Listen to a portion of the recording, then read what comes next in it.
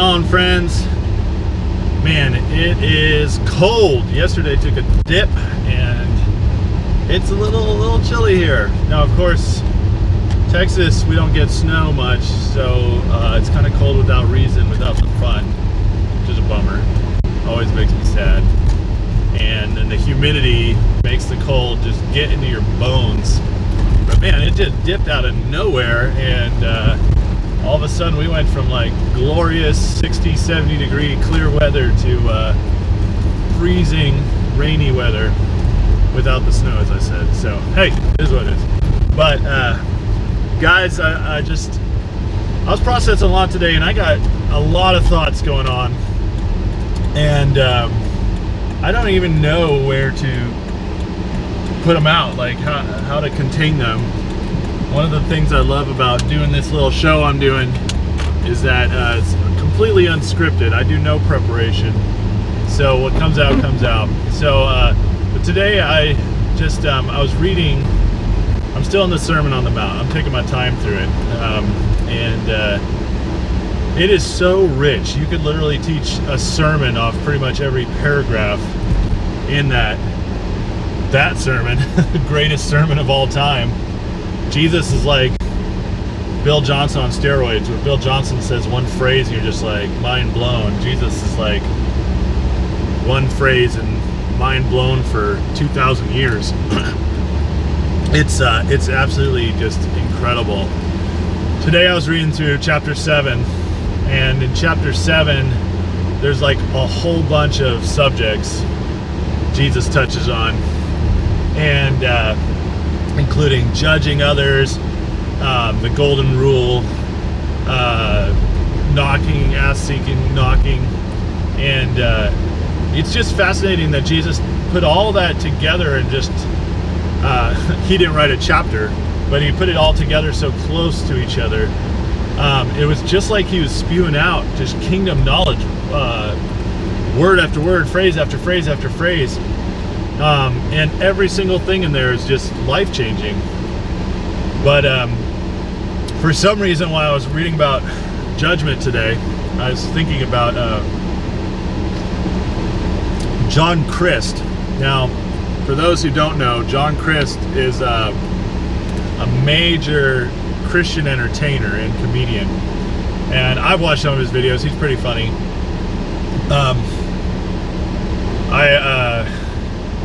I don't know, I never got into him. I have friends that were really into him, but he would just kind of make funny videos about Christian experiences, you know, and Christian culture, which that's fine by me. I mean, we deserve to have fun poked at us. We've done some really silly things over the years as we've built up our own little subculture.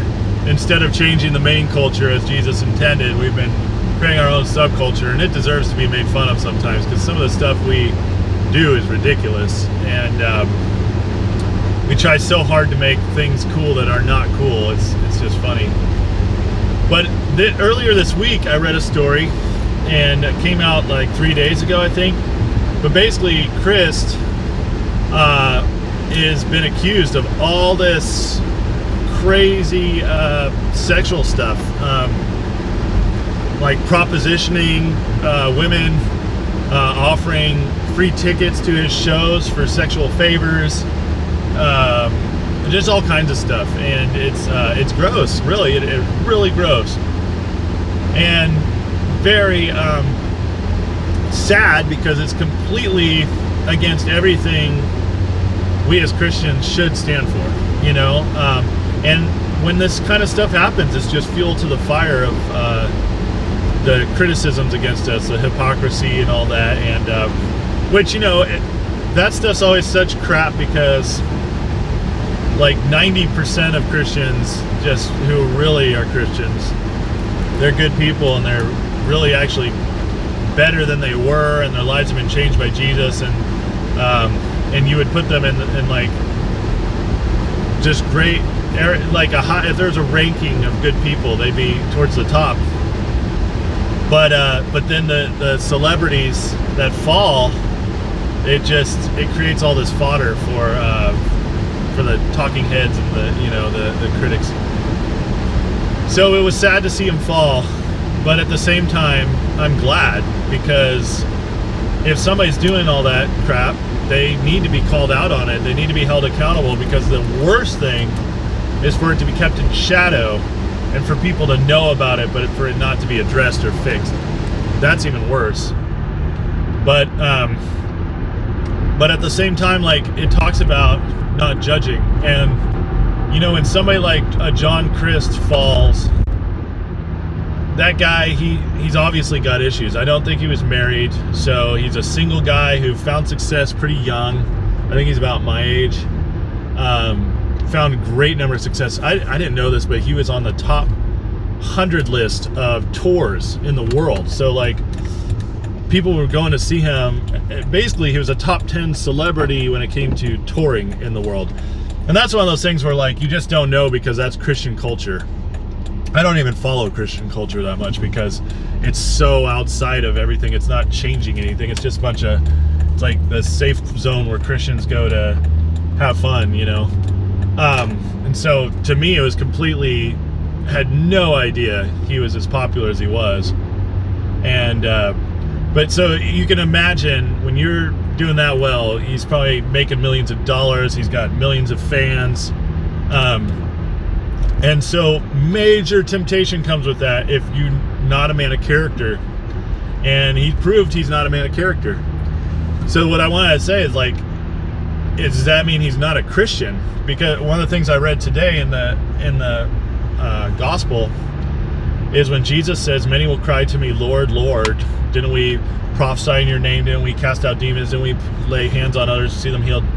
And Jesus says, "I never knew you," which is a terrifying thought. But what is all that?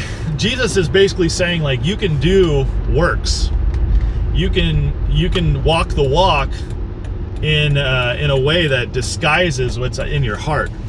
And one thing I love about God and his style, and we've totally twisted this in a lot of Christian culture, is we've gotten to a point where just excuse me, just like the Jews in Jesus's time, we celebrate the works of people without, like, really paying attention to their hearts. And I know people who let me backtrack a minute.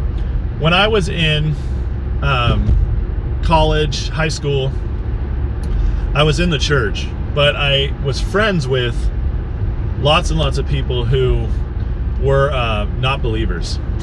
And those people, for the most part, were more loving, more accepting, more caring, more fun. You wanted to be around them more than Christians. And that's not how it's supposed to be. As Christians, Jesus says they will know you by your love. What does that mean? It means that when people are around you, they will feel safer with you than anyone else. They will feel like they can be themselves, like they can share things with you. I can't tell you how many times I've had somebody open up, like, the deepest, darkest secrets of their heart, of their past, whatever, and then they stop and say, "I've never told this to anybody before." And that's not tooting my own horn. That's Jesus, and that should be, all of us should have had that experience. Because what it is it's just like, if you love them, they feel it, they know, because they don't meet real love in the world very much. They don't get that. And so we present that to them, and it changes their lives. So having said that, most of the time I found that more with unbelievers or backslidden believers than I did with churchgoers. Now, I'm not beating down the church at all, but what I am saying is we've lost something when we make our works more than the heart. So now, going back to John Crist, when somebody does something like that, that's coming out of their heart. That's an issue. That's a problem. And when you're on stage, when you're built up, and whether you want it or not, or ask for it or not, people are going to look to you as a leader, even if your character is not there, just because your talent got you there. It's inevitable. I mean, I'm looking at, like, what's going on with Kanye West right now, and Kanye is amazing. I believe he's going to bring hundreds of thousands into the body with his influence. But Kanye should not be teaching. Now, if he's teaching an unbeliever, that's fine. Because a little bit of knowledge of Jesus is better than no knowledge. But in the church, we shouldn't look to Kanye to teach us much. He can teach us about life. He can teach us about celebrity. Can't is strong. He shouldn't be teaching us. We shouldn't be looking to him about his thoughts on the Bible. He hasn't walked out the mature Christian walk yet. But it's inevitable that some people are going to do that. They're going to elevate him. And if Kanye's wise, he'll know to pass that on. It's just the nature of celebrity and talent when you get to that point. But the problem is that when somebody like Kanye West or John Crist mess up, the church turns on them like we've lost a leader, and that's not okay. John Crist is just a talented guy who is a comedian who happened to be a Christian. Kanye West is a musical celebrity, talented guy who happens to be a Christian. These are not church leaders. These aren't. So we got to be careful in how we judge them. And Jesus is very clear, like, judge according to the way you would like to be judged. And it'll be used against you the way you use it on others. So when I think of somebody like John Crist having fallen right now, I feel bad for the guy. Basically, his career is destroyed. He might rebuild it eventually, but it's pretty much destroyed.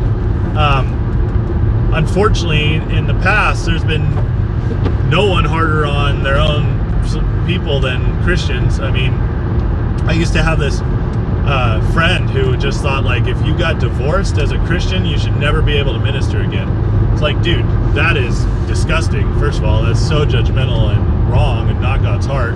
God's heart is always restoration.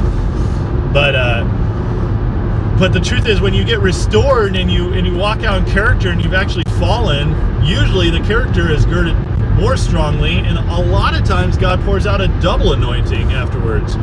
So we got to be really careful in how we judge. John Crist can totally come back, and that would be amazing. And he'd be stronger, and hopefully his character's there next time. And I mean, who knows what will happen with him? I don't know. That's probably going to be years away. One of my favorite teachers, he's a young guy, my age, wonderful teacher, has an amazing teaching gift, and it took him far. He fell last year, and it broke my heart because he was very near and dear to me, and that one hurt. So this happens, but what happens is a gift is carrying them further than their character was ready. Their talent, their ability to work hard and get themselves out there took them further than the natural course of things would have taken them had they been just following God's leading. One thing I noticed about a lot of these Christians who become influential celebrity types before their character's there is that they're huge hard workers. But I don't mean hard workers in the good, healthy way. I mean, like, they're workaholics. And if you push it hard enough, you can use your own talent to get somewhere ahead of God's timing. And that's a dangerous place to be, because the covering's not there. Your own maturity isn't there to hold it. So, is John Crist a Christian, though, when he messes up like this? Or is he one of those that, like Jesus say, I never knew you?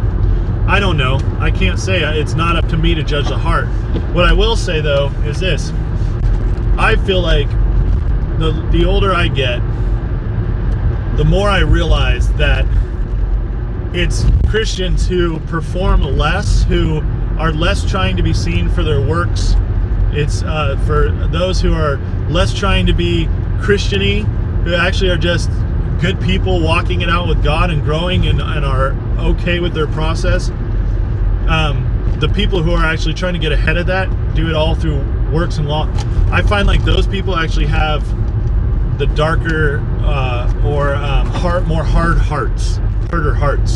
And to me, I feel like, just like the Pharisees and Sadducees, it's more often those who are strictly adhering to law, strictly adhering to works.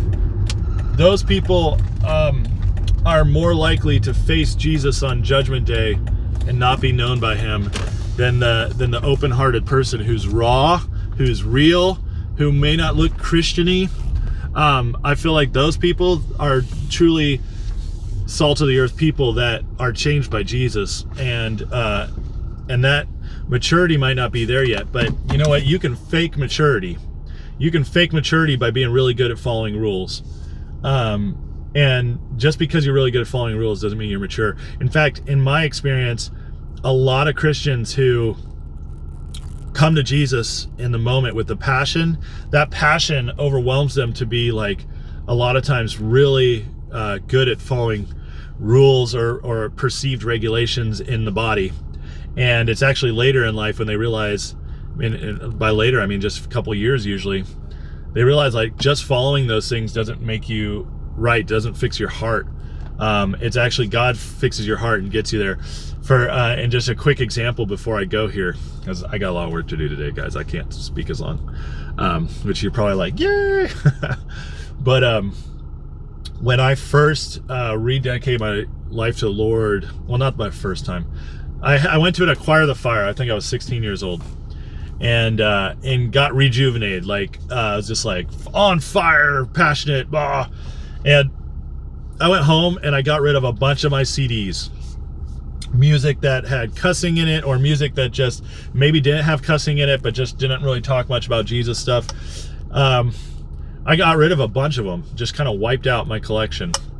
And a couple years later, not even a couple years later, like 6 months later, I was like, man, what did I do that for? That was dumb. I wasted all this money. I gave out, and like I actually like that music, and I don't think it's like, I'm not talking this was really super dirty music. I'm talking it was just like regular people music, but it was good music. And I was like, why did I do that? I got all on fire and I started just listening to Christian music for a while, and it didn't change my heart. It just came out of zeal. It didn't change my heart, anything. It just was an example of zeal and passion carrying you into a discipline that God never asked me to do. And fast forward now, much more mature Christian, been walking with the Lord for years, been a leader in the church, all this stuff. And my Spotify playlist has a lot of that music I was listening to then that I threw away at one point. And I regularly listen to it. I will listen to worship, I listen to country, rock, rap, you name it, all this stuff. I don't listen to any super dark stuff that like depresses my soul or spirit. But at the same time, like there's more freedom for it. And my heart has changed. I'm softer now. I'm happier. All these things that I wasn't when I was a teenager, when I was stricter. And so that, if that's what your Christian walk is, if John Crist had been perfect on the outside, but his heart was hard, I would say that there's much more danger of Jesus saying he didn't know him, versus hopefully John Crist's heart is softened now and was soft, even though he's making all these mistakes. And my hope, and so the point is that a Christian walking with Jesus, a son of God, a daughter of God, you can make major mistakes despite being a Christian, and Jesus will forgive you. He'll rebuild you if you let him. But it's the church judging those people. It's stupid, because the truth is, a lot of those times, those people overall, despite their mistakes, despite the terrible things they might have done, might end up being better people than the person who attends church every Sunday, is legalistic, has no love in their heart. And so, yeah, there you go. It's okay to be a big sloppy mess. It's not okay to sin. It's not okay to hurt others. I'm not condoning anything Crist is getting in trouble for. But it is okay to be a mess in your process and grow, versus jumping the gun and think to get to where you think you're further than you are. So anyways, thoughts for today. It's Friday, so you guys have a wonderful weekend. God bless you.